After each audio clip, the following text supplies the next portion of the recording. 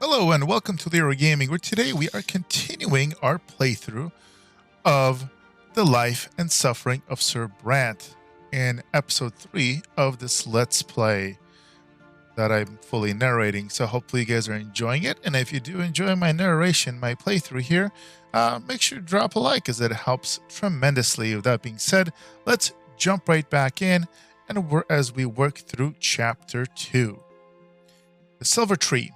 Your theology teacher tells you more about Anazati. It is more than just a provincial capital. It is also a sacred place blessed by the gods. It is where the twin gods' first disciples spilled their blood, and from that blood grew the sacred silver tree. Its enormous foliage hangs over the city. You see its branches in the sky every day, but you have never approached the trunk of the tree yourself. Today you will be taking your first trip to the Silver Tree. Your class is visiting as service in the great temple by the tree's very roots. Thanks to your theology teacher, you and the other students will witness this landmark of the twins' advent up close. Everybody is excited. Soon, you and the other boys enter the slums surrounded by the church district of Anazote. The roots are pulsating under your feet. They spread underground all throughout the area. Pathetic, cramped hovels, and filthy streets surround the trunk of the tree. They're home to paupers, day laborers, and preachers. The people of the district bow humbly to you and point towards the temple. They seem at peace despite the abject poverty in which they live. Nice little graphic. All who live directly beneath the tree are filled with its divine grace, your teachers say. People come here to make peace with the world and their fate in it. Your class is unusually quiet. Everyone is listening to the rustling of the leaves and the underground beating of the roots. The sky above you is obscured by the tree's canopy. You find a temple of the twin gods right next to the tremendous trunk of the tree. It almost seems a part of it. There's a crowd there. Pilgrims dressed in traveling clothes, paupers and beggars, common people of the city, and the occasional well-dressed noble. There are arguments among some people who are gathering in separate small groups. Many people are wandering around, staring upwards at the tree's branches.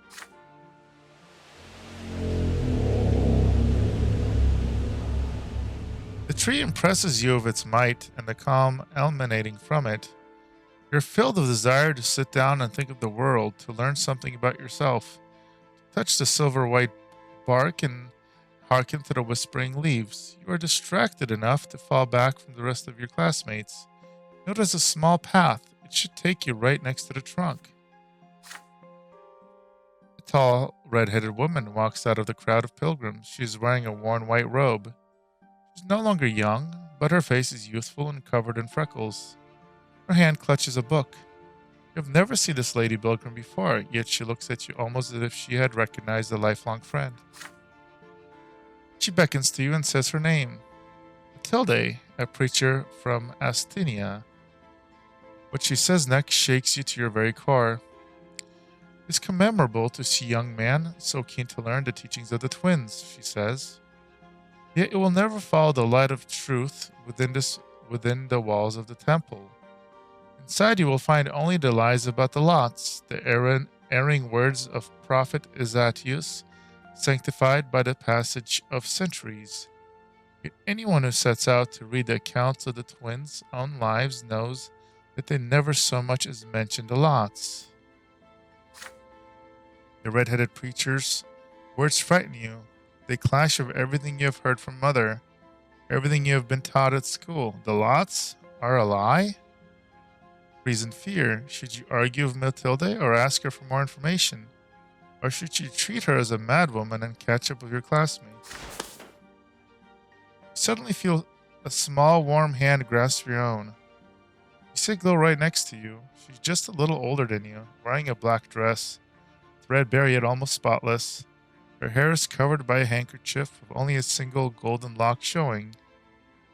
Her brown eyes are burning with rage, her hands pulling you away from the red-haired preacher. You stare in confusion at the strange young girl, her cheeks flushed by sudden touch. There's just a bit of color on her cheeks, too. And then she starts speaking to you quickly. Diane? Don't listen to her. She's dangerous. Come to the temple with me. Only there will you see the truth.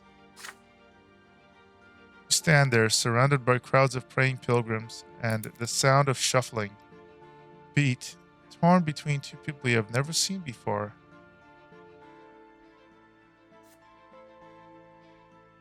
Huh. And each of them expects you to follow her. But all the while you hear the whimpering of the wind in the tree's branches. Branches reach out to you, almost as if the tree wishes to speak to you itself. Can you hear its voice? Huh.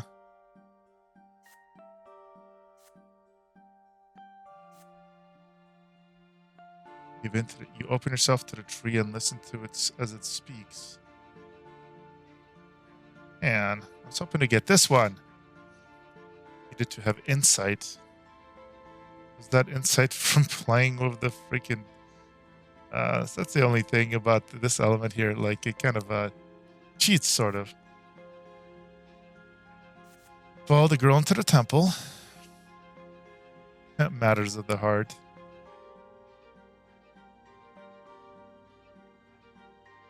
Stay of the red-haired pilgrim. The tree knows more than any human.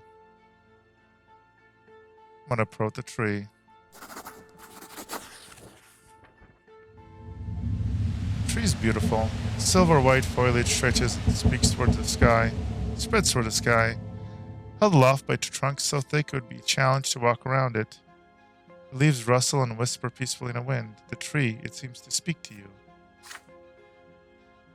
You walk away from the odd-looking preacher and the young acolyte, ignoring them as they call out to you. You walk around the temple and the crowd of people, getting closer to the tree with every step. You extend a shaking hand and touch the bark. It is unusually warm. You can feel a pulse beneath the roots. The tree is alive. The roots are so gigantic they form large grottos, spacious spaces of air embraced by the roots in the ground. Squeeze into one of those grottos. It is unusually bright and quiet, shielded from the noise of Anazade.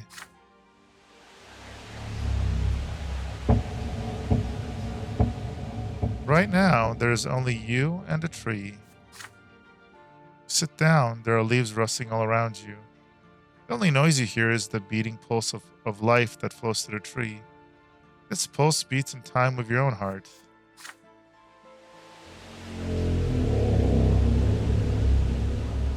You feel clarity and calmness, free of doubt and frustration. The tree speaks to you. Are they your own thoughts, so strange, unfamiliar, and eye-opening? These thoughts speak of soothing love, and of crystal clear law, and of love and law intervening to bind the miracle of life to you. Stop slouching, and your frown becomes a light smile. Hours pass like fleeting seconds. Lose track of time until you overhear someone shouting your name. Alas, it is time to leave this grotto. The sun is setting over Anazade now. The day was quick to pass. Your teacher frowns, ready to scold you. Mumble an explanation. Say you are ready to be punished for your disobedience, yet instead the teacher nods in understanding. Keep looking back at the tree all the way home. Whatever happened to you today, you find it difficult to put into words.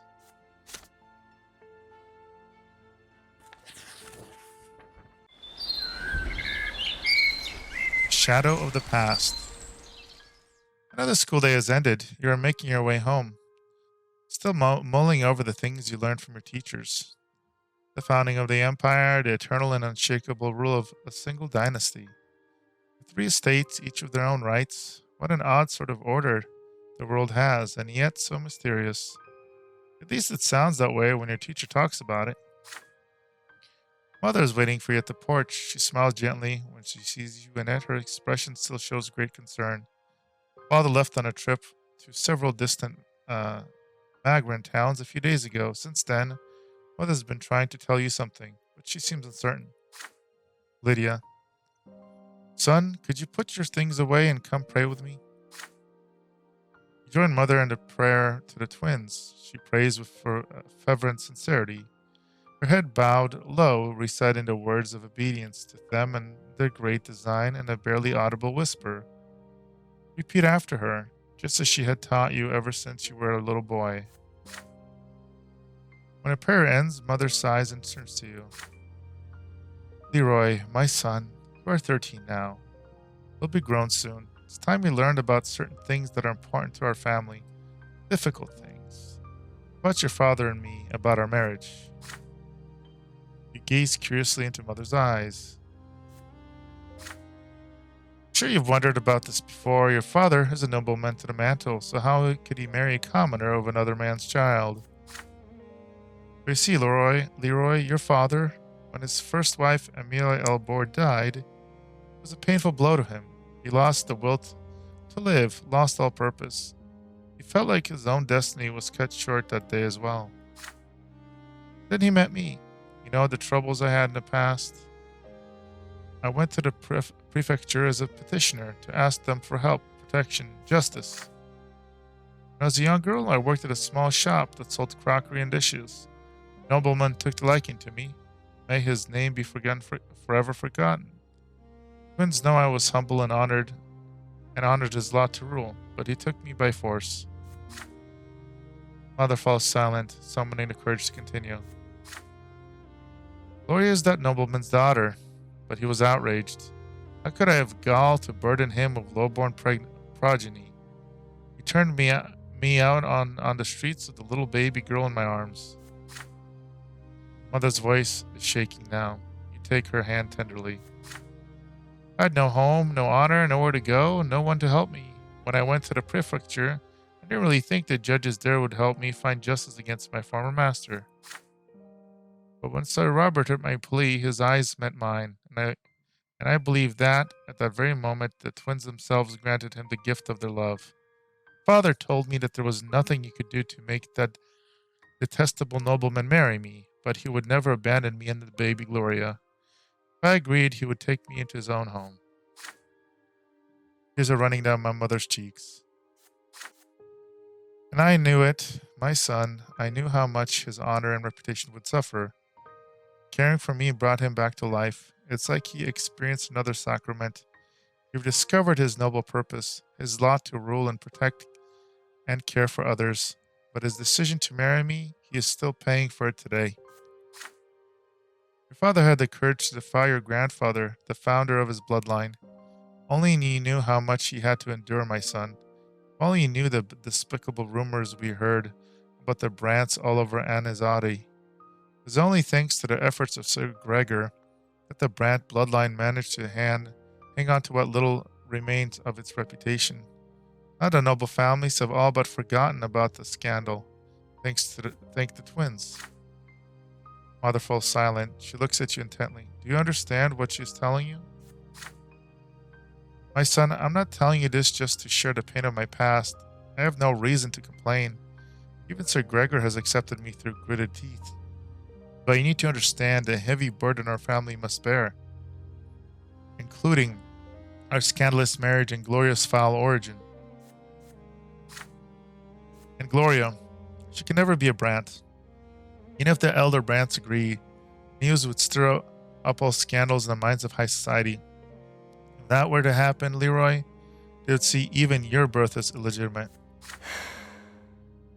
Mother sighs heavily. What I told you now is something you have to know, son. You are about to enter adult life. By my lot, I must be humble. I cannot tell you how to treat your family. But may I ask you a question? Now that you know all of this, do you still see Gloria as your sister?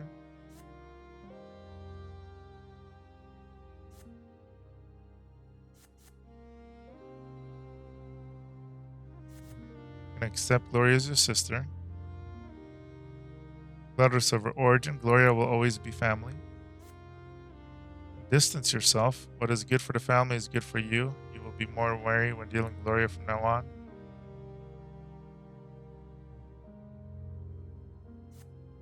Evade the question. You don't want to disappoint Mother or Gloria, but you're not ready to promise anything just yet.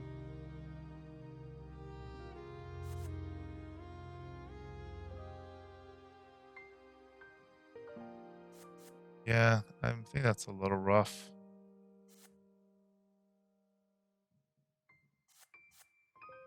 Evade the question. You don't want to disappoint Mother or Gloria, but you also do not want to make any promises you cannot keep. Who knows what the future may hold? It always pays to be careful. So you hide your true feelings and offer Mother a guarded response. You're not grown up enough to have a say in matters such as these. You will not be in charge of family's affairs anytime soon. Of course, Gloria means a lot to you. She always will, regardless of her status in the Brant home. Mother nods sadly. I understand, Leeroy. You want what's best for everyone. You don't want to betray your sister. You also don't want to give her too much hope. You're still young. You don't have to make a choice just yet, but you will have to decide one day, I'm afraid. The world won't let you stand aside forever. Just then you hear Gloria carefully knocking at the door of Mother's chambers. Gloria, Mother, Leeroy, I couldn't find you. You greet your sister as if the past few minutes never happened. You suggest reading some ancient poetry down in the library together. Gloria agrees, suspecting nothing about what Mother told you just now. Mother remains alone by her bedside, thanking the twins for the gift of humility with a quiet prayer.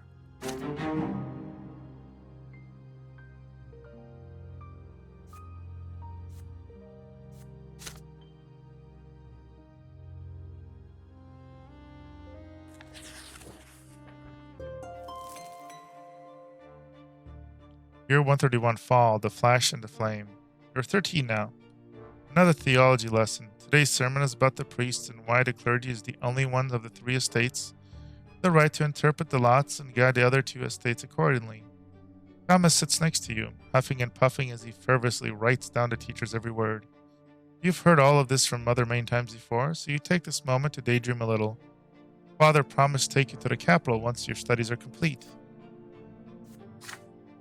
But the teacher suddenly casts a stern look around the lecture hall and raises his voice at one of your classmates.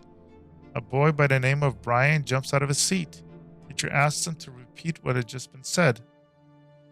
Brian freezes and seems to shriek. He tries to muster a reply, but nothing comes out. Class becomes agitated. Someone is about to get punished. The teacher now looms over Brian. The boy's cheeks are flushed. His eyes are covered in tears. You all watch the teacher's iron-bound book as he raises it sharply about to strike. Brian shrieks and raises a hand in front of him. A sudden flash. The teacher screams and buries his face in his arms. His hair is ablaze and his skin is covered in horrible burns. It's magic, real magic, just like in the books about Magra Rebellion. Class freezes in shock. There's a dull thud as the iron-bound book falls to the floor. Brian's hysterical laughter rends the silence. He stands up from his bench, fire in his eyes and sparks on his fingertips. There are screams now. Students run to the door. The teacher tries to extinguish his burning hair. Brian snaps his fingers, and the books of Isateos on desk turn into pillars of flame. He laughs and raises his arms, and the curtains catch fire. The screams go louder as the fires howl. Brian's face is tense and violent. His mouth is spewing flames.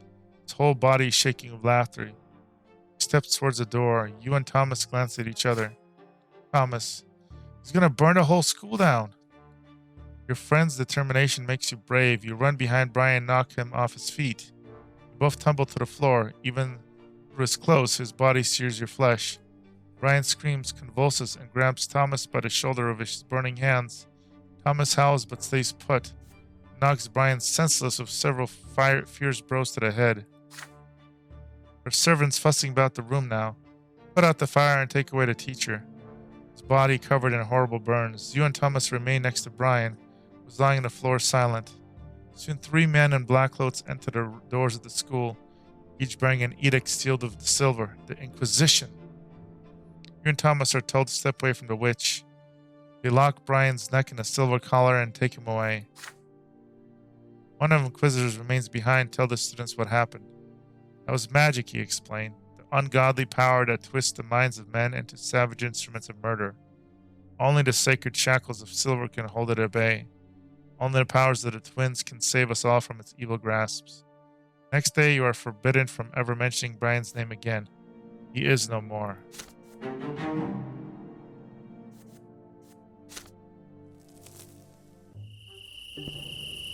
nobleman's lot. A great day looms ahead. 100 years ago, Uther Tempest was anointed the ruler of their empire, blessed by the twins themselves. Emperor's reign continues into the 2nd century. Celebrations in honor of the Tempest dynasty are held throughout the city, and the school is closed for 2 weeks because of that. On one of the evenings, Father tells everyone that grandfather is going to bring Stephen back home for the holiday. They say families should celebrate the day of anointment together. You could benefit from your elder brother's company. With his noble education, Stephen might be able to teach you how nobles are supposed to act. Soon Stephen arrives. He now handles himself differently. When it comes to ordering servants around and ignoring Gloria, he's still grandfather's double, but he's more grown up now and far less haughty to you. It's a dark winter evening. A damp, cold wind sweeps to the city from the barren lands of Magra. You and Stephen are sitting in the library. He's telling you all about Eterna, the capital of the Empire. It is full of so many wonders. The Imperial Palace, the enormous Temple of the Twins, the Military Academy, the Imperial College. You've read so much about these places, yet you've seen them firsthand. Nathan enters the library. He looks concerned. Nathan. Can't find Gloria. I looked everywhere. She's not in the attic, nor in the sitting room, not in the kitchen. Heard she wanted to sneak off to the ruins of Char Milandria's palace. She could be lost in there. You and Stephen exchange looks. Char Milanidas, the rebellious duke. The ruins of his palace are a dangerous place. Some children claim his tainted magic still lingers there, which means you absolutely have to make your way there, back again to prove you are not afraid of the long-dead witch. Your brother tells you to wait. He leaves and soon returns with a sword in a sheath. Stephen, get ready, Leeroy. We're going to rescue Gloria. She must have gone to the ruins in search of inspiration. For another one of her little rhymes. The two of you instruct Nathan to tell your parents gone for a walk in the square. You and your elder brother head outside. You're confused by Stephen's actions. He refuses to treat Gloria like a human being. So why are you still so determined to rescue her? Stephen notices your expression. Stephen, are you wondering why I care about Gloria all of a sudden? I can't act in any other way, can I? The law of honor compels me to protect my family. Gloria will never be a Brant, but father still took her into our house. I must respect the seniority and defend Gloria like she is one of our own. You're a Brant too, noble or not, which means it is your duty to aid me. The ruins of Char Milanida's palace span an entire district. The palace was abandoned centuries ago, and its remnants are overgrown with thick underbrush. The ruined palace is empty. Nothing but cold wind blowing over crumbling brickwork. Even the worst scum of this land steer clear of this place. Make your way through the ruins until you spot scattered sheets of paper covering writing. Your sister's writing. You hear loud laughter coming from behind a dilapidated stone wall nearby. You pull yourself up to peer over. Gloria is lying on the ground face down, twitching and sobbing. A gauge of drunk young thugs surround her, cackling and swinging their arms about. You hear their shouts. Look at the lass. Sitting here rhyming words together, she thinks she's all noble. But you don't worry, you low-born heart. We're gonna teach you your place. One of the louds spits at Gloria as she lies there. Stephen. Get away from her this instant, you bastards, or I'll spill your guts. They respond with mocking laughter. Stephen draws his sword. The street thugs recoil in fear, but they soon notice there's only one armed man against many. They start reaching out for sticks and stones. Stephen, stay by my side. Don't let them flank me. Stephen's hands shake, but he looks ready for battle. He's outnumbered. For a moment you hesitate. Perhaps it might be better to run for the nearby district and call for guards. Young thugs are already armed with makeshift weapons. They start approaching you and Stephen cautiously. Charge the attackers.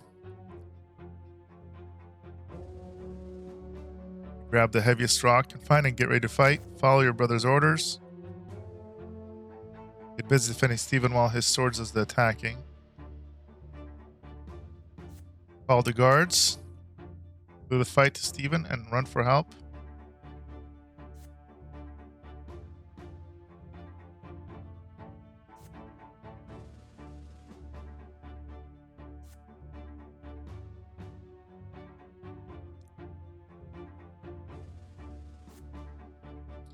Well, he is trying to save my sister.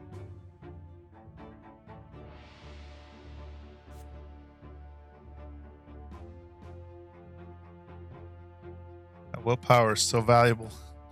Yeah. Yeah, we will do this. Stephen's firm voice fills you with confidence. You follow your noble brother's orders.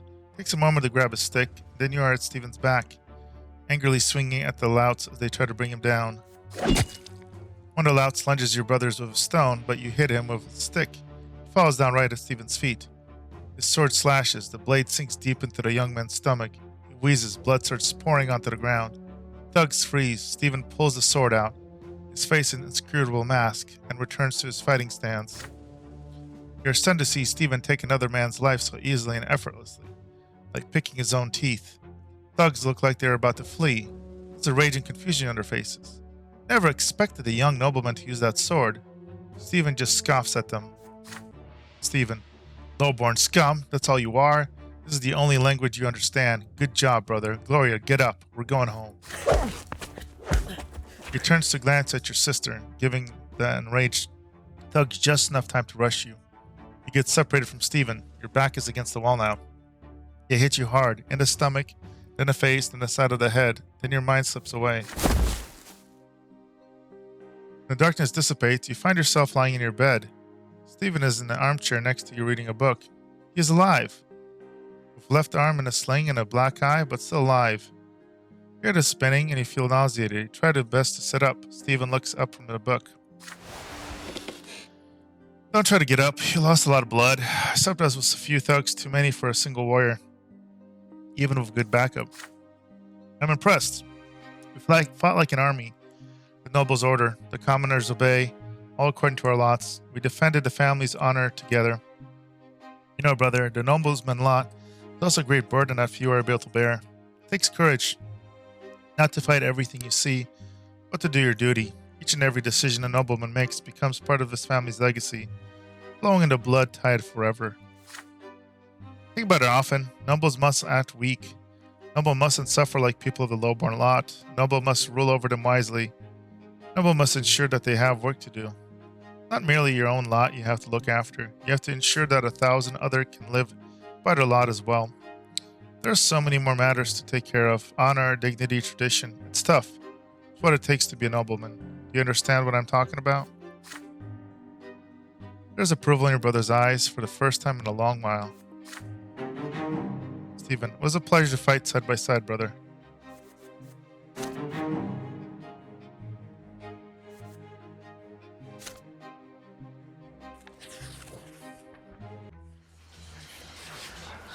Well, the assailants. Before long, the entire city hears how a gang of lowborn thugs assaulted Sir Brante. Grandfather ensures that the brash young men are found. Some of them are taken into custody as soon as the lesser death releases them. Grandfather seeks vengeance on those who hurt his favorite grandson. Prefect Elborn, a friend of your family, promised to personally oversee the trial and ensure that justice is served. Stephen and Grandfather decide to stay in Anazade until the trial ends. Grandfather demands true death for every single assailant. You ask Father to explain something. How can a legal court sentence criminals to true death? How can worldly judgment overrule the twin law?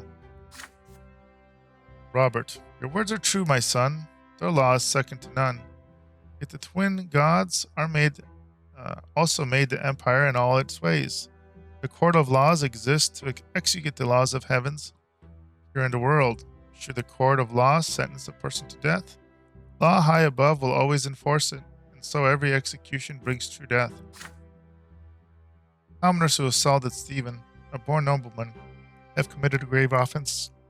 There is no doubt about that. And according to the emperor's decree, even commoners have the right to defend themselves when they are about to face true death. That means all of us will have to appear at the trial and testify before the court. Evening comes. Gloria visits your room. She looks crestfallen, and her fingers keep reaching for her long hair. You put away your school books and ask what is bothering her. Gloria. Trial is tomorrow, but I was going to appear there too, as an eyewitness. After all mess started because of me. But Sir Robert isn't even going to mention that I was there. Can you imagine? He says it would ruin the case. Why am I always in the way? Nobody ever mentions me. Nobody has to listen to me. It's like I don't even exist. And I thought Stephen standing up for me finally meant something. Maybe I'll become part of the family, but no. Everything back to usual now. Claire tries her best to hold back tears. You do your best to comfort her. Father just needs to keep the family out of trouble. Gloria. If Sir Robert believes that I only bring trouble, why did he took me into the house at all? Gloria runs away. You return to your books, but you can't help but get lost in thought. What if they told the court you weren't there either? How would you feel then? There's a knocking at the door. It is Father. Closes the door behind him and sits next to you. There's an exhausted look about him. Robert. Son, you'll be testifying before the court tomorrow. Please remember what I'm about to tell you. Gloria wasn't at the ruins at all. You went there with your brother to inspect the historic site. Low-born men insulted Stephen first and then attacked him. Stephen had managed to deal with the assailants on his own by the time the guards intervened. Gloria will cast suspicion on the case if we mention her very existence to the court. Reputation of the family will suffer. Your grandfather will never forgive me if that happens. Do not let me down. We are all counting on you. Recall the night of the fight as it was a moment ago. Gloria sprawling under the feet of those cackling thugs, her poetry, her greatest treasure, scattered on the ground. She thinks she's all noble. Those were the words they spat down at her. But doesn't grandfather mean the same thing when he denies that she is part of the family? If you do what father tells you, the trial will end quickly. His commoners will face true death for assaulting a noble. If you mention Gloria, things will get complicated, and you cannot predict how the trial will end. What is important to you? What is right or what is just?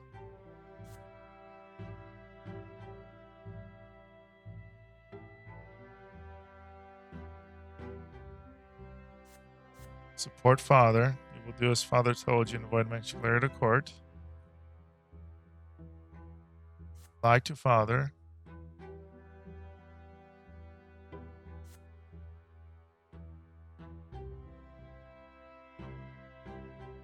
Convince father to change his mind. You're determined to change father's opinion and make sure Gloria gets the fair treatment she deserves. Reputation goes down, unity goes up, ability goes up 1, spirituality goes up 1. Power. Gregor, he's gonna hate me. Yeah, this is what I would do, 100%.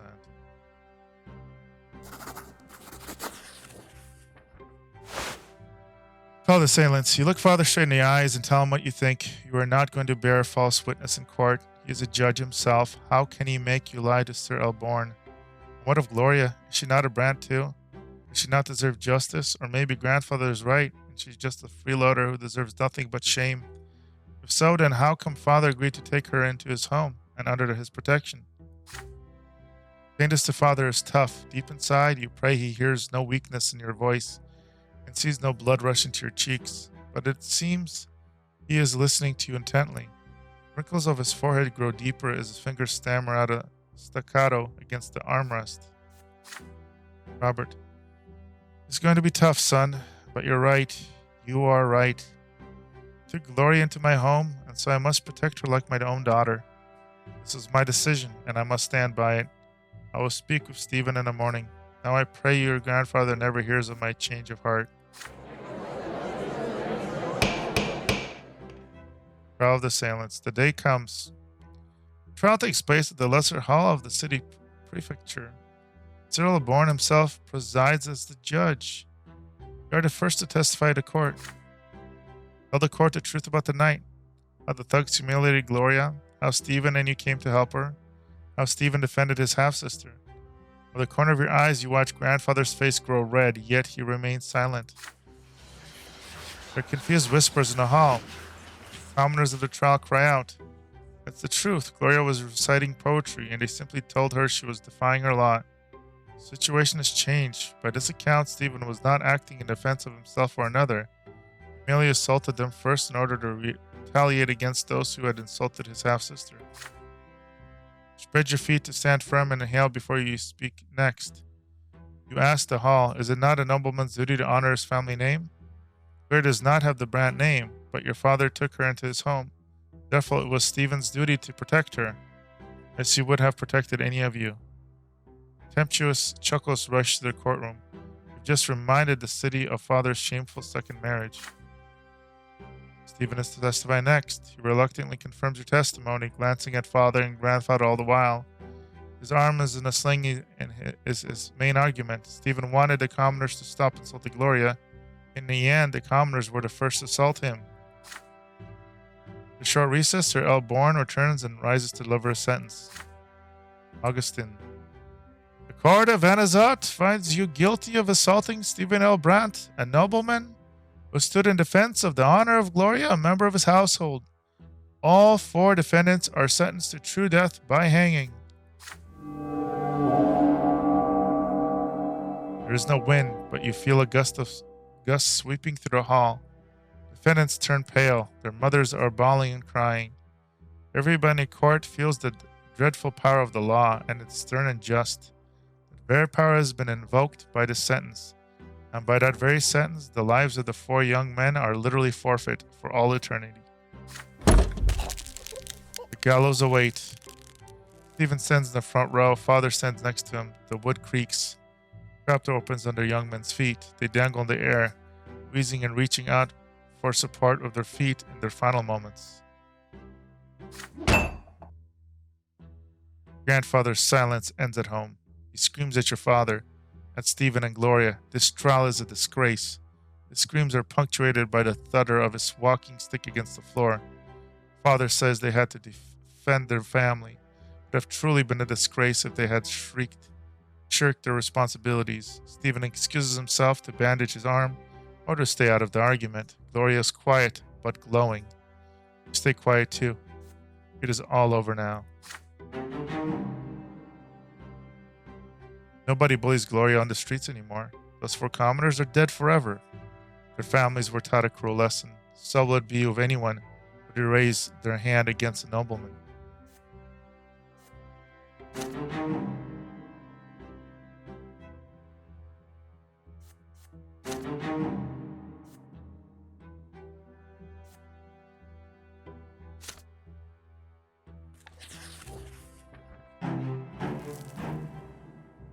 An adult question. This event is a consequence of your previous actions. Condition met. Spirituality 4+.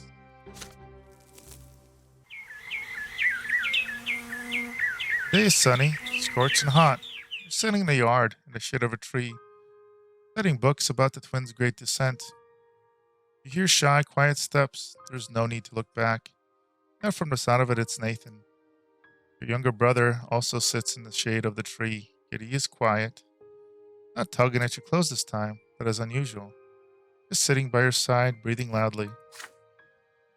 Tear yourself away from the book and look at your brother. Nathan is deep in thought. He seems uneasy. His is fidgeting with a symbol of the twins. The cross inside a circle, the lash bound around the sword. Is Nathan's pendant. He wears it all the time, but not today. The silence wears on. Nathan takes a deep breath, like he's about to speak, but he does not. His face grows even grimmer. He looks unusually hurt and bitter. At last, Nathan gathers his courage, takes another deep breath, his eyes narrow. Hands clutches the encircled cross. Nathan, tell me, Leeroy, the twins, they hate me, don't they? Nathan's voice is quiet yet firm. The world falls silent around you. Not even a gust of wind can be heard. It's as if everything is waiting for your answer. You look at your brother again, confused. Nathan, the youngest brother, the most unassuming child, is quiet, obedient, thoughtful. It's been your responsibility almost since his birth. He has never been a burden. Father was always aloof around him. Mother was too tired to even smile. And grandfather seemed to avoid Nathan with his scorn. He just treated the little brother like a piece of trash. Never called him by name and always winced at the sight of him. Perhaps because he looked so much like mother. Was it true that the twin gods had no love for your little brother? Surely the twins have enough even for little Nathan, do they not? Nathan was born a commoner like you. There's a lot of suffering. Everyone is tested by the twins before their true death. No one can expect mercy along their path. He was born the youngest child in your family. That is his trial. Should Nathan persevere and bear the burden he was dealt, shall he yet reach the peak of the pillar when his time runs out. There's hope in Nathan's eyes as he looks at you. Guiding others as a matter of faith is the clergy's lot. You are no priest, but you cannot stay quiet. You see his pain, you see his trepidation. So you will tell him what you think. What you are about to say may be a turning point in his life.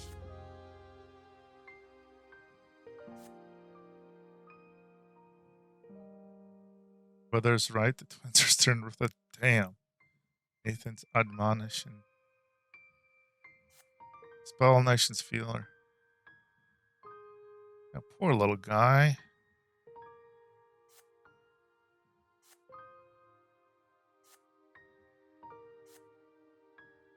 Yeah, definitely.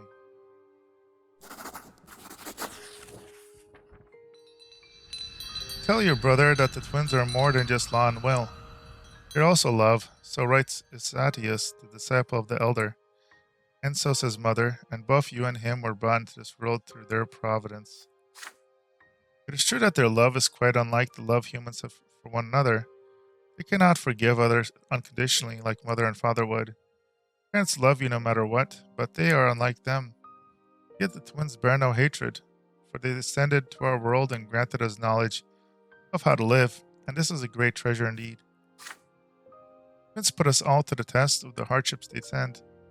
They watch how we follow our lots, and if Nathan suffers and feels no love from them, then that means they believe in him and know he will endure the suffering. They know he will humbly accept it and let it pass through him. Let it purify him. This is the manifestation of their love. Nathan hangs on your every word. Despair fades from his face. He is smiling. Puts the chain with the encircled cross back around his neck again and hugs you gratefully. Nathan, so they do love me. Thank you. You've helped me hold on to my faith. You hug Nathan back and hear him sniffle on your shoulder. You will remember this little talk for years to come.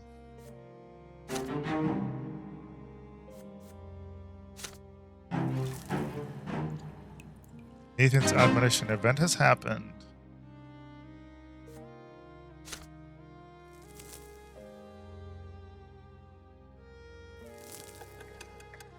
It's like the first event I've gotten to proc. Agony. Stephen leaves soon after the trial, alone. Grandfather does not go with him. For the first time in a long while, he lingers in the house for more than a fortnight. Father says his Gregor is ill and needs rest. Several months go by, and it becomes clear that grandfather will not recover. Eldest Brant is mostly bedridden now. But some days he has trouble recognizing people. When he means to address you or Nathan, he calls you Robert, your father's name. When he does get out of bed, the house grows empty. The servants hide, mother locks herself in their chambers. You and Nathan run outside or hide quietly in your rooms. If grandfather sees anyone in the hallway, he begins lamenting. Oh, nobody heeds the lots any longer. Any harlot with a child can marry a nobleman these days. Children have no respect. His son betrayed him and let him down. And oh, how the Brand family has lost its honor. Again and again, hear grandfather knocking at mother's door, screaming at it that it's all her fault. He blames her for ruining his chances to find bliss in the hereafter. Blames her for dooming him to suffer at the foot of the pillar. You ever hear your parents talking one night? Mother begs father to move Sir Gregor to his old home, spare the children his decline. Father refuses her outright. It is late at night. The hot, dry winds are coming. The house is empty save for you, Nathan, Gloria, mother, and grandfather in his bed. Father was left for the capital on business. Engrossing in the history of the empire, snapping out of your reverie only the clock strikes midnight. Blow out the candle, get ready for bed. You hear the shuffling of heavy feet outside your door. You see light in the hallway. Grandfather? What could he want in the middle of the night? Speaking in the hallway once he is past. Grandfather's figure sways as he heads to the door to Mother's chamber. He opens the door and walks in. You hear him saying something quietly. Your knees is stronger than your fear now. Sneak closer to hear his words. Gregor. Foul commoner. I need to. I have to cleanse my sins. I have to save my soul. You are my greatest sin. You and what you have done to Robert and his family. You should have put a stop to this marriage. I should have stopped Robert from tainting this house. By your presence. Why? Oh, why didn't I do it? Lydia. Please, Sir Brante. I beg of you. Gregor. Silence. You will do my bidding. Fire will cleanse all lowborn filth from this place. Fire, fire, and flames will free Robert from this disgrace. This is for my son's sake, for my son's sake, for my sake. I need to eradicate this lowborn filth. The twins, they are calling for me now. I can feel it. I can feel it. Lydia, I beg of you, please, have mercy. Mother begins to cry. You run into the room, unable to stay out of this any longer. Grandfather's gaunt figure looms over Mother's bed. A lit oil lamp in his hand. Mother is sprawled out on the bed, crying. Lydia, please just let me warn the children. I beg of you, Sir Brante. Your steps are loud enough to be heard. Grandfather turns to look at you. Gregor, stay out of this, Leeroy. Be useful for once. Worldly matters concern me no longer. See only my sins now, and a sinner I am. A sinner. The twins. They forgive no one. They will judge me by the pillar. I must do something. I don't want to suffer for all eternity. Go away. Mother is crying. Grandfather is still looming overhead, over the bed, driven to madness. His hand shakes as he clutches the oil lamp. His eyes shine in the dark. He truly believes has to be done. Suddenly torn. What if he's right? What if is that the only way for his soul to find salvation? No going back. You have but moments to act. You can run away to rescue Nathan, Gloria.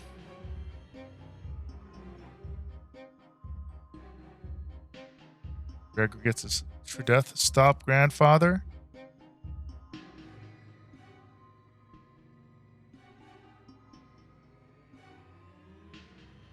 Let all happen as grandfather wishes. Jesus. Wishes to purge his sins. He has the right to do so, even if it costs your lives. It's nuts.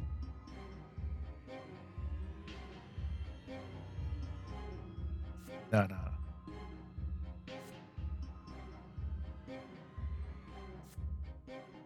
I'm definitely gonna stop him. Run to Mother's side and snatch a lamp from grandfather's hands before he can start a fire. What a crazy batshit, dude.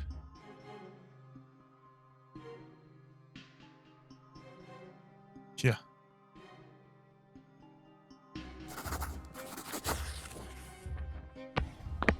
Look at grandfather defiantly and step towards him. He stares you down of rage and throws the oil lamp at the floor. You manage to catch it, but just barely. Several drops of oil hit the rug. Not nearly enough to start a fire. The lamp's glass is blistering hot. It burns your hands, but you still hold on to it safely. Gregor. You lowborn scum! You ruined everything! You're every bit like your mother. You. In rage, he takes a swing, and he squeezes your eyes shut. But it does not hit you. Instead, there is a deep exhalation. Peek at him with one eye, just in time to see him collapse. All his strength fading away. His chest is heaving. His face grimaces of contempt. Another heavy exhalation. The contempt is gone.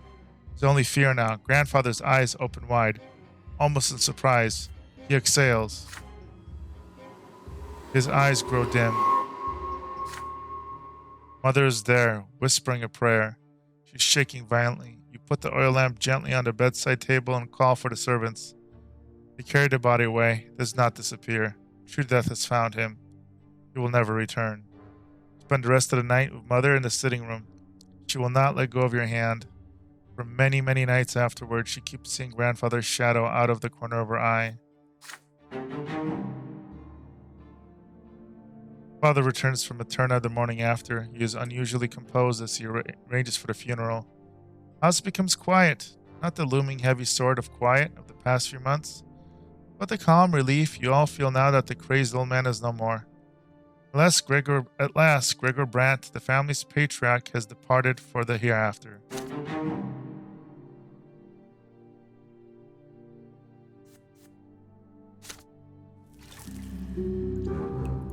Grandfather's demise. Your grandfather, Sir Gregor Brante, left this world forever to meet the twin gods.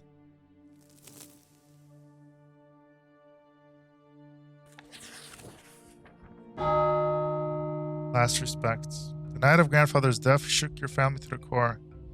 No matter how it happened, your grandfather Gregor Brante is dead and will never return. There was a fearful shadow looming over the rest of the family. The Brante patriarch, exerting his influence on all the lives below him, and all of you will remember him forever. Father is the new patriarch of the family now, yet he still cannot bring himself to sit at the head of the table where Sir Gregor used to preside. He even locks himself away in grandfather's bedroom every day. He will not talk to anyone. Gloria and Nathan still jump at every sound that so much as resembles the knocking of his walking stick. Mother spends all the day in prayer at the temple. Yet the house has become calm and quiet with his passing. There's no more thing that must be done, or one more thing. The final farewell. It weighs heavily upon your soul. The day comes to pay your final respects. Father goes to the tomb alone, save Stephen, Nathan, and you.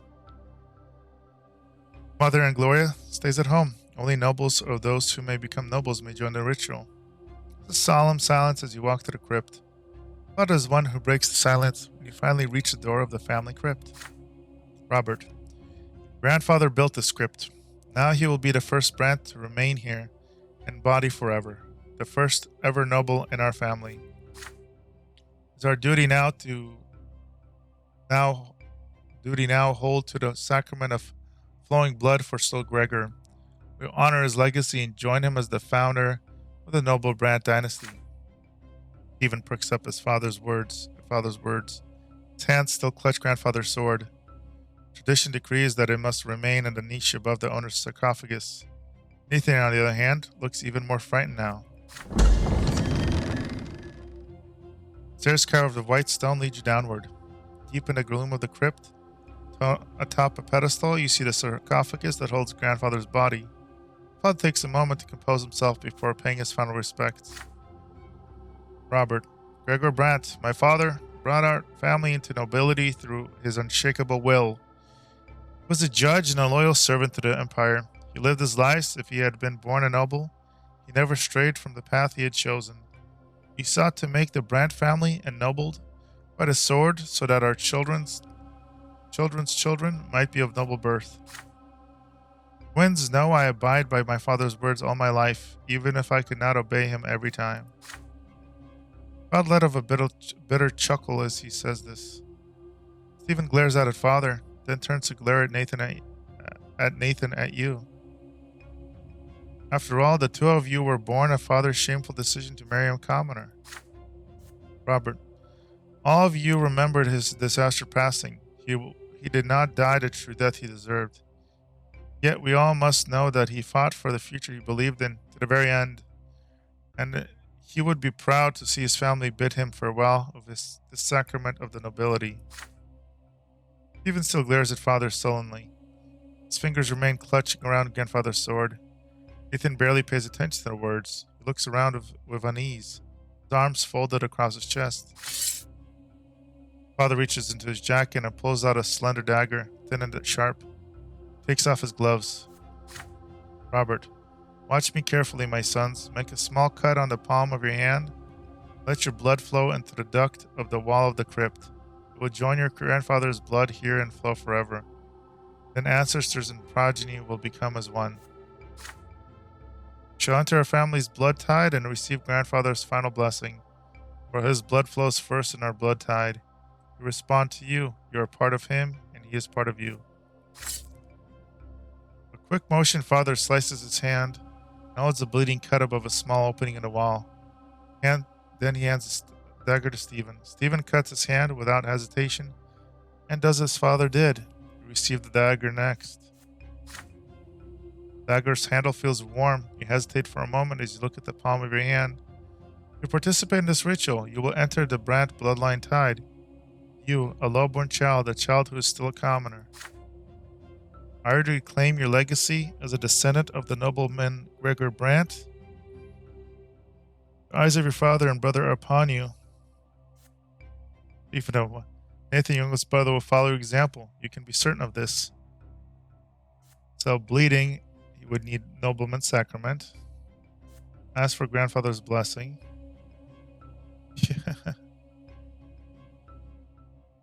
But because we didn't have enough nobility or Gregor Brante liking me, give the dagger back. Refuse to participate in the ritual. After all, you do not bear the nobleman's lot.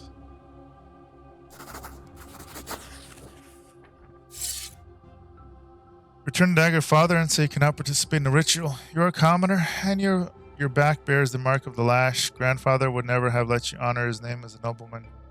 Nathan nods in agreement. You do not deserve this honor. Father furrows his brow and shakes his head. Robert, Stephen, help me close the lid on the sarcophagus, and remember to ask the grandfather for his blessing. As for the two of you, it seems you weren't ready to walk the nobleman's path after all. You're right, son. Your grandfather would have never allowed it. The sarcophagus falls into place with a heavy resonant thud, and suddenly you all freeze as each of you hear your late grandfather speak to you. His voice is loud as it rings in the depth of the crypt, and yet he speaks to each of you separately. Gregor, foul-boned weakling, I knew you never had it in you to rise above your meager birth, Leeroy. You have not a drop of nobility in you, and your pathetic little brother is the same. You're tainted upon my flesh and blood. Begone from my crypt. Your legs carry you out of the crypt of their own accord. Out of that stuffy crypt. You can finally breathe again. Hear slow footsteps behind you. You turn around and meet Nathan's gaze. Nathan, you did the right thing. If it weren't for you, I'd have done what Father told us. Grandfather said I should stay away from his legacy. It'll do me no good if I try to follow in his footsteps. How's that for words of guidance, eh? Nathan sighs as he embraces you. Father and Stephen leave the crypt much later and walk to the carriage without a word. Nathan humbly followed behind them.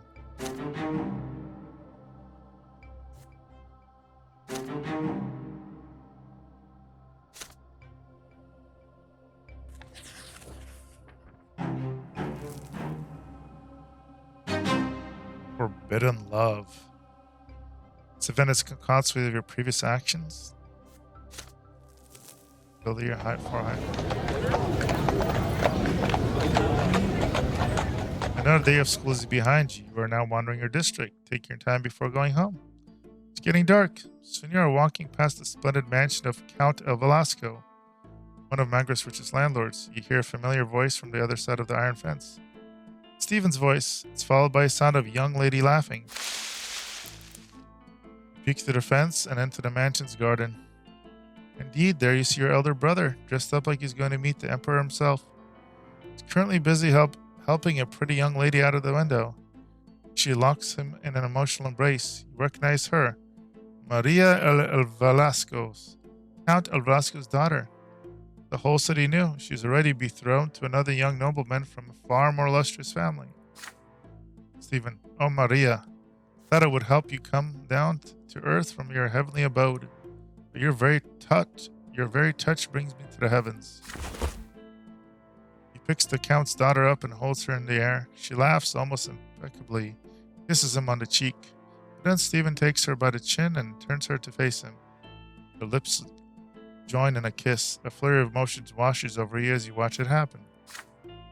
Stephen is putting the reputation of his entire family at risk. Acting so frivolously with the Count's daughter may turn the Count's influence against all of Brante's. And yet Stephen always speaks so highly of noble bearing and composure and family honor. Stephen's face is glowing with joy. Your older brother, He is happy, truly happy. I've never seen Stephen like this, as his arms hold the Count's daughter in his tender embrace, so gently as though he fears to hurt her. And Maria reciprocates his feelings. Must he really rob them of their secret joy? If you ever speak to him about this, no one else must hear it. You wait by the gate patiently until Stephen decides to return from his escapades. He's startled when he finally notices you standing by the gate.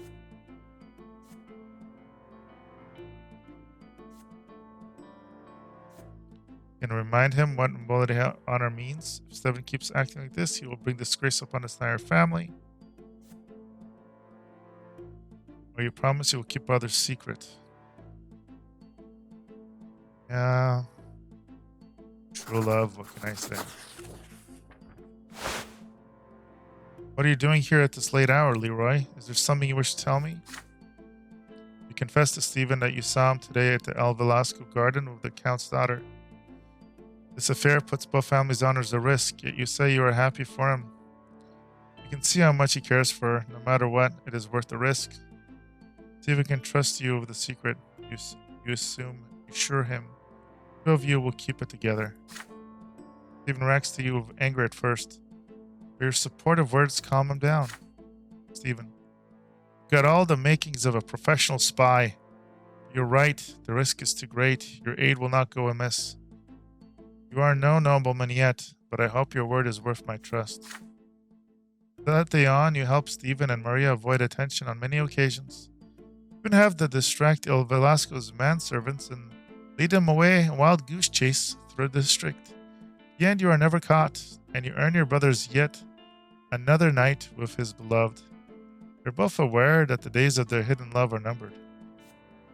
But how will your escapades affect the family reputation? You and your brother agree, whatever happens, happens. Young love is worth the risk.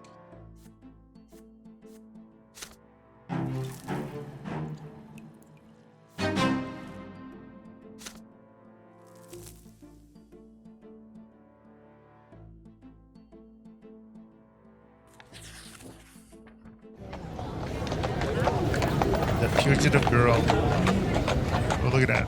Fox. Grandfather's passing and last respects have left a mark in the entire family. His words relayed from the heart hereafter keep echoing in your mind. Still do your best to avoid the memory of grandfather's last night and spend more time on the city streets with Thomas and your other classmates. The road by the house reminds you of another clash of death. Sometimes, as you walk along the road, you recall Sophia, beautiful girl with the wonderful eyes, the terrifying, thunderous hooves. You have not seen Sophia since that fateful day. Children who live nearby say her parents sent her to a rich Arcanian family, the Ottons, as a servant. The sun has set, the pillar shines palely in the dark sky. Thomas is ill.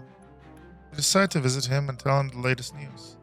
The street seems oddly agitated tonight, full of horses, cloaked men, strange faces, and hushed voices. A young nobleman is in a heavy embroidered cloak is walking back and forth, clutching at his sword nervously. There is a grimace of rage on his delicate blue face. He is an Arcanian. You overhear a voice. Sir Otton, the girl's not at home. Search the house. Her parents swear she ran away from home too.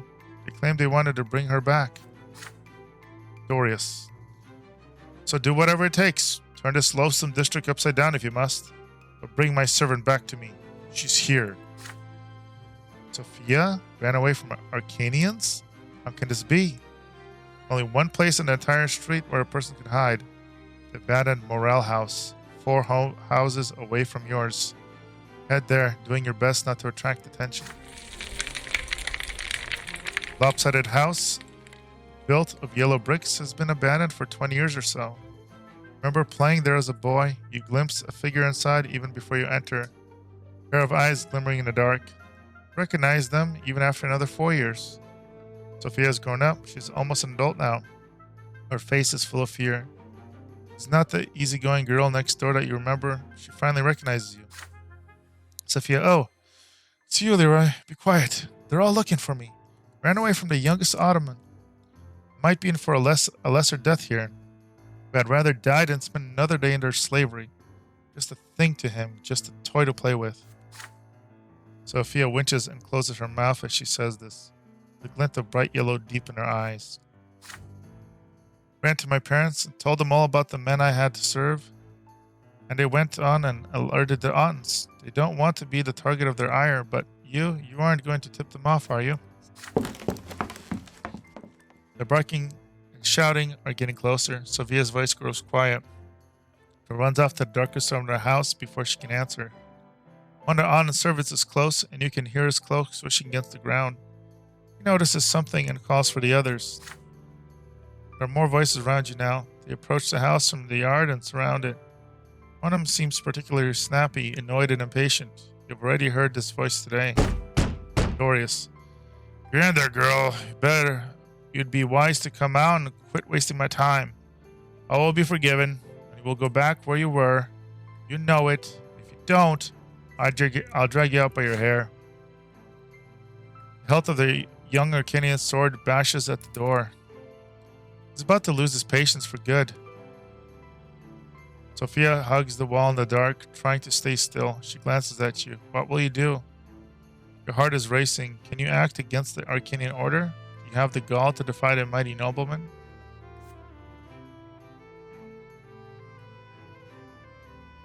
Try to stop Odette if she hadn't died.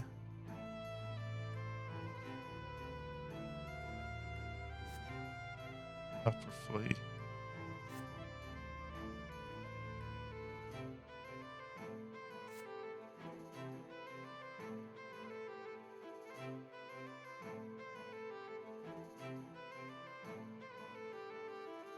Merciless. Things have become too dangerous. You are not able to influence the fate of Sophia. Huh.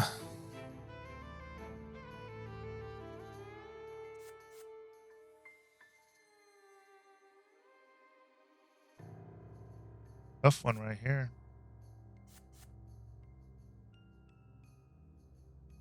I'm not gonna turn her in.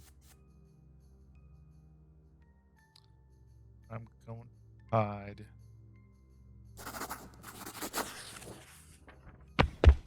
You swiftly turn away from Sophia's desperate gaze and flee to cower in a dark corner. Pain sigh reaches your ears. Sophia, you know it. You don't respond. You need to hide. The front door slams open. Heavy footsteps echo from the entrance. The irate Arcanian strides right past your hiding place, paying you no heed whatsoever. Glorious, where are you, you little tramp? There's no hiding from me. Shadow figure streaks past you. Sophia? High-pitched furious scream slices through the silence. A blinding golden flash explodes in front of you. A sudden cascade of sparks burning through the darkness. As you blink stunned, Auden's tall figure freezes and suddenly collapses. Golden sparks are still dancing before your eyes as sudden pain seems to rupture your skull from the inside. Through the light and the pain, you barely catch a glimpse of Sophia as she dashes past the prone Arcanian and runs out the door. It takes Auden a few long moments to regain his senses, gets up with a curse and runs after Sophia. So she's a witch too, eh? Get her! Now! You hear men running, shouting, and barking orders on the other side of the wall. You lie there on a pile of old bricks, rubbing your eyes. Strange stupor slowly leaves you. You get on your feet and walk steadily out about the house. Danger has passed. Walk back home, lost in thought. So Sophia is a witch. Recall how her magic bound Auden by the arms and legs, how he lost all control of his body. The runaway servant girl became the talk of the district for an entire week. Hear that Sophia has managed to flee the city. The Audens are furious. Sophia vanished from your life just as suddenly as she came. You will not see her again for quite some time.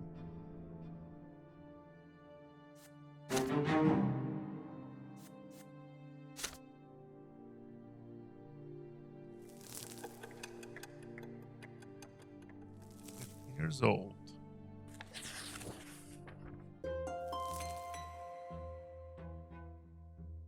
1133, summer, the blood-stained sermon.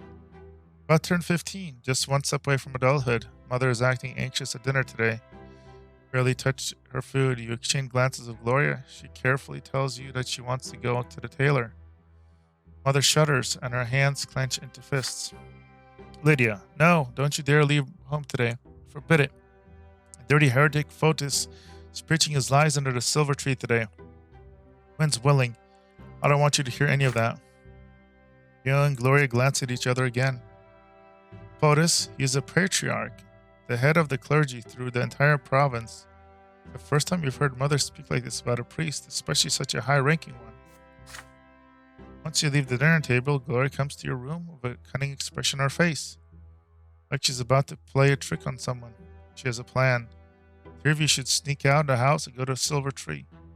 Simply must hear that sermon for yourself. What's so bad about Patriarch Photis? Why does Mother hate him so much? You two are grown-ups now.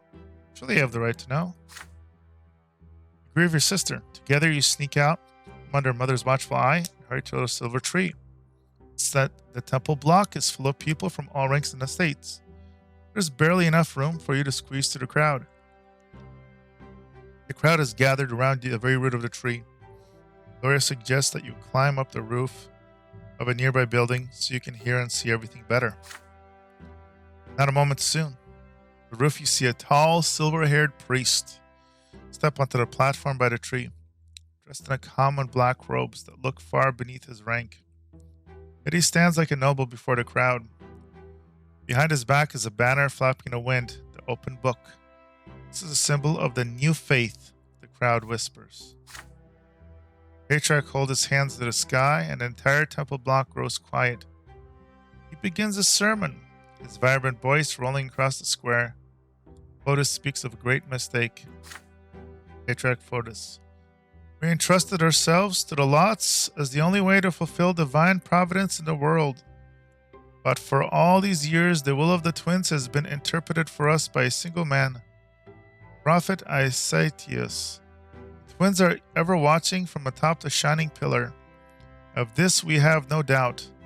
But how can we so blindly believe that we truly follow their will by following the lots? Have we not seen the three lots of Isaetius fail again and again to answer the question of how we ought to live our lives? Have we not seen people change their lots in life again and again without being smitten by divine wrath? Every person born, whether human or Arcanian, low-born or noble, must find their lot and their way to the gods on their own. From now on, we will seek the gods in the accounts of their own lives, their own acts in the world, and in their own words as they do echo within us. And as we heed the voices of the twins within, we'll each find their path for us on our own. The crowd of the silver tree listens to the patriarch's speech in stunned silence. Glance at your sister. Her eyes glisten with tears as she hears Photis' words. And suddenly, a hoarse cry rises from the crowd. There are no lots! Does that mean the nobles are going to till the fields and the commoners are going to bear arms? The crowd begins to murmur. The patriarch raises his arms and inhales, ready to answer. An odd figure leaps from the crowd onto the platform, a dirty beggar dressed in rags. A knife flashes in his hand. The blade slices. Blood starts to spurt from Photis' throat. He slumps over and collapses. A dark brown puddle spreads across the platform where he stood. Gloria clutches her mouth to suppress a shriek. A few moments of stunned silence, and then the screams begin. The people are frantic. Temple guards try to restore order in the crowd, but to no avail. Old woman dressed in an inquisitor's cassock tries in vain to apply pressure to the patriarch's wound. The nobles draw their swords. Dogs are barking. The crowd is pushing and shoving. Children are crying. The entire square by the tree is in chaos. The roof, you see the moment when people start trampling each other, howling, praying, shouting. Claire tugs in her sleeve. Time to go. You climb down from the roof and run. Return home without exchanging a word. Mother has been in her room all the while, so no one noticed your absence. Gloria locks herself in her room. Do not discuss things you have just seen. They are too frightening. Your parents discuss every low detail of the bloodstained sermon over dinner. Robert. This is unbelievable. Patriarch murdered in plain sight. The gendarmes and the Archduke's guards have searched every corner of the slums.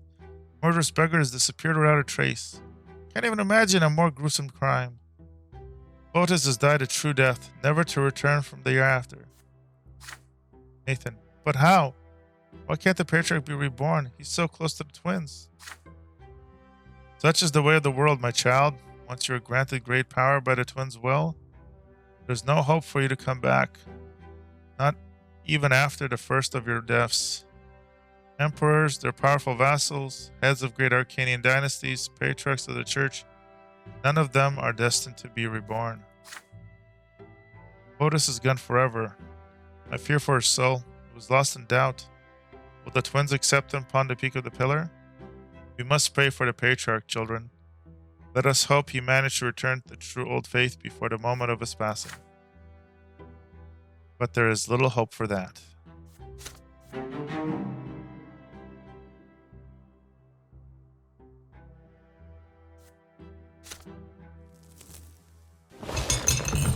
The last night. Tomorrow you turn 16.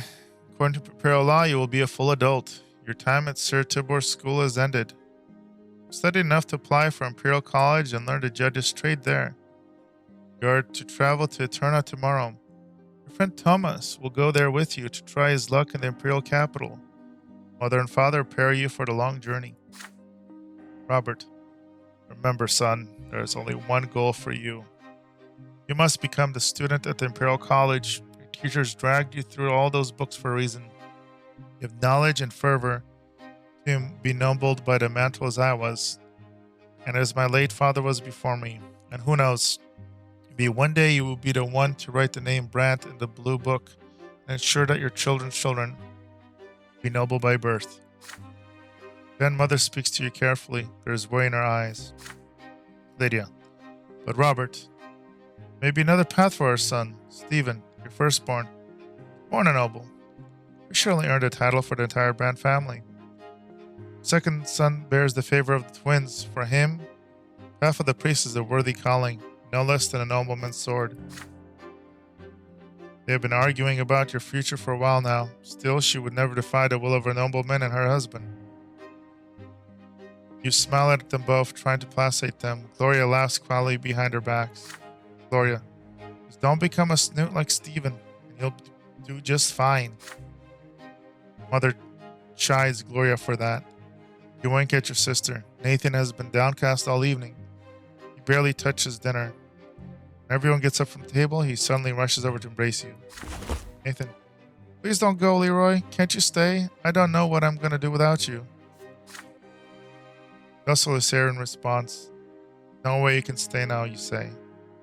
When you come home, you will come home. We'll teach him all the stories and bring him a special present from Eterna. This is it. All your lessons have been learned. All you things have been packed for the road. You will leave the family home tomorrow. Tonight is your last night at home before you depart. You walk through the rooms one last time. The sitting room. Mother used to read your fairy tales. The library where Gloria used to spend all her time. Father's study, which you entered only on special occasions. The backyard where you taught Nathan to build towers one summer. The whole place feels so familiar, so dear. It feels like home. Lived here for 16 years.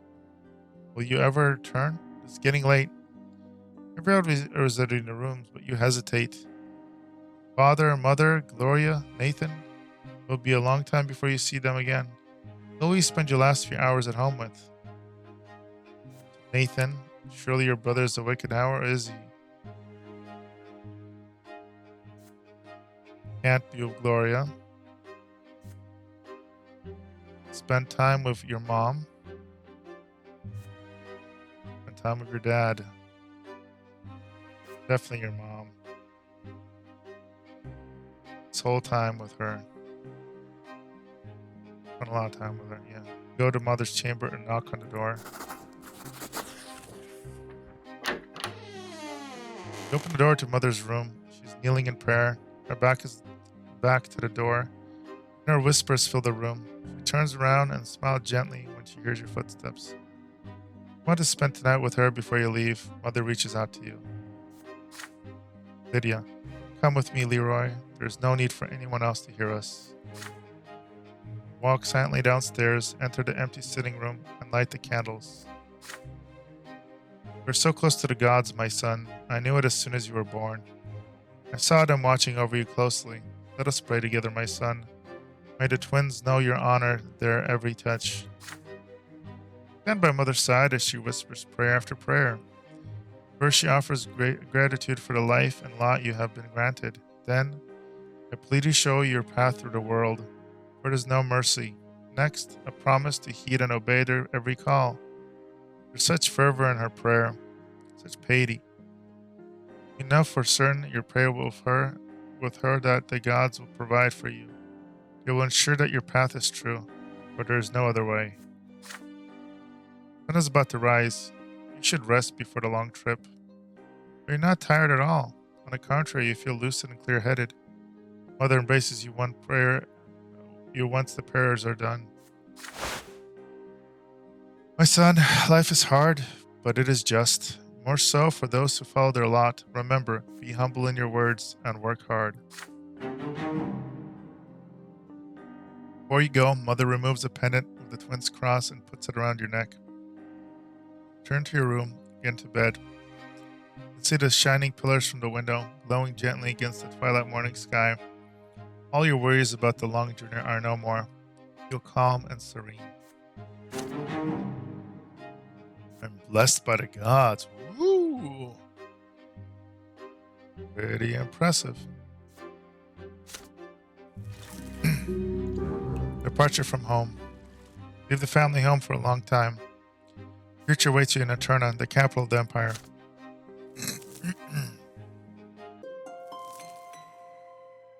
The end of adolescence. Last night was your final night at home.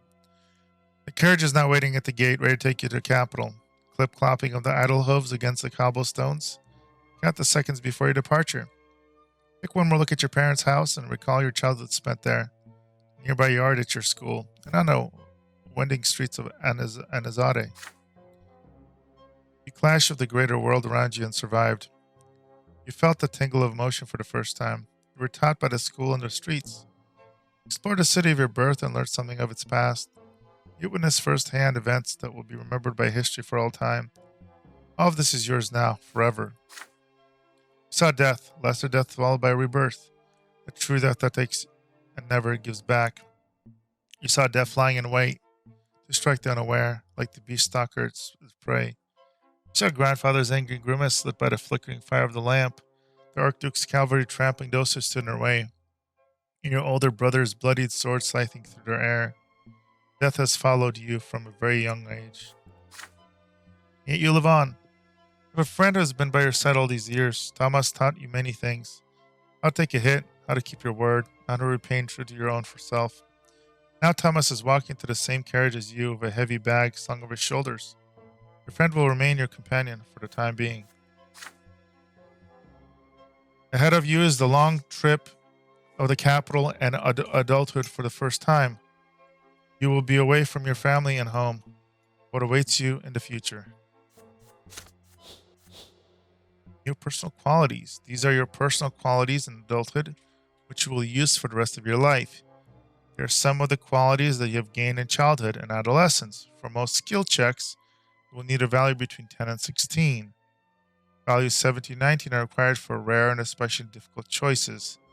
Maximum value is 20 only gives you a chance for one extraordinary deed. So perception, inquisitive, and nobility 4 gives diplomacy of 8. So our diplomacy, your proficiency in the laws of the empire, as well as your connection and influence among the ruling and higher society. Affects your ability to negotiate people in importance. Most important to the judge. So we're an unknown, unfortunately. Assuming this can go up. Manipulation.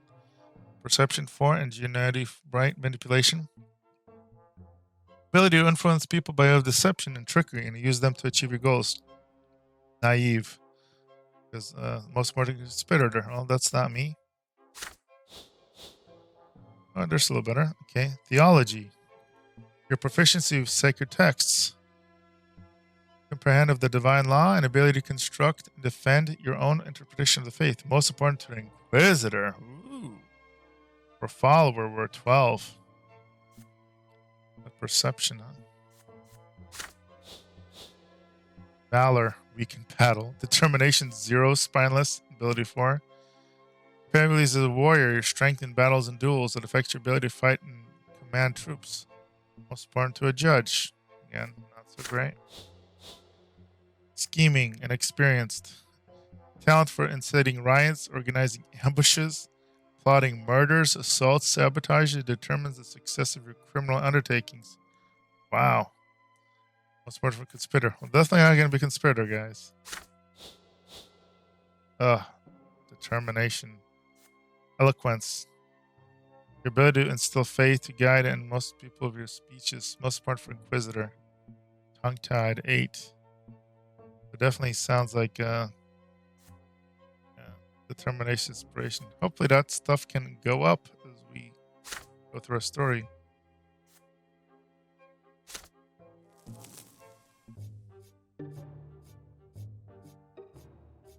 Survive your first clash with the greater world around you and felt a tingle of emotions for the first time.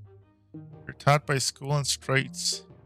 You explore the city of your birth and learn from its tales. You witness firsthand events that will be remembered by history for all time. It is time now for you to leave your family home.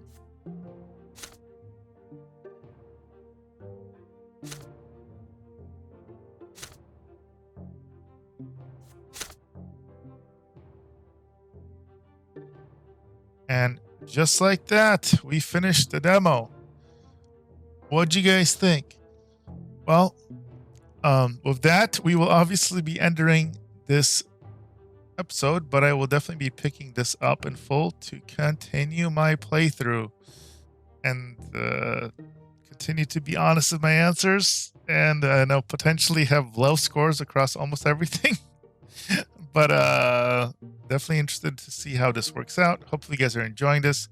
As always, if you enjoy this content and actually watched it, do drop that like, maybe subscribe if you like different types of RPGs, from Western to action looters, JRPGs, to stuff like this, narrative RPGs. I love it.